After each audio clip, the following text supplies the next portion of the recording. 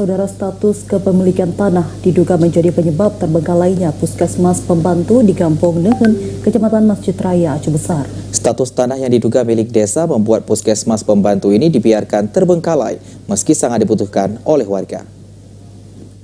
Penyebab terbengkalainya puskesmas pembantu di Kampung Nehen, Kecamatan Masjid Raya, Aceh Besar disampaikan Umi Kalsum, salah seorang petugas di puskesmas setempat.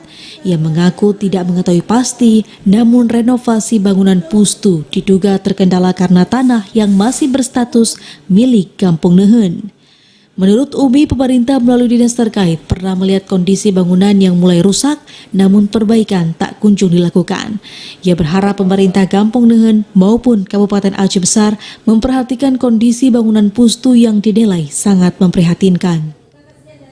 Kita penduduknya rame, cuman obatnya terbatas, bukan dari masalah penduduk juga, karena paskesnya itu orang itu banyak ke yang Lambada, banyak ke Kurang-Raya, jadi bagi dua paskes di sini. Jadi kami obat di sini, jadi obatnya terbatas. Selain kondisi bangunan yang mulai rusak, sejumlah peralatan di puskesmas pembantu ini dinilai sangat terbatas. Kondisi ini membuat petugas sangat kewalahan melayani pengobatan warga. Kondisi pustu di Kampung Nehen juga dikeluhkan warga setempat. Ini karena kondisi bangunan yang mulai rusak dan terbatasnya fasilitas peralatan maupun obat-obatan. Padahal keberadaannya sangat dibutuhkan mengingat letak puskesmas kecamatan yang relatif jauh dari kampung setempat. Dari Aceh Besar, Arman Konadi, TVRI Aceh melaporkan.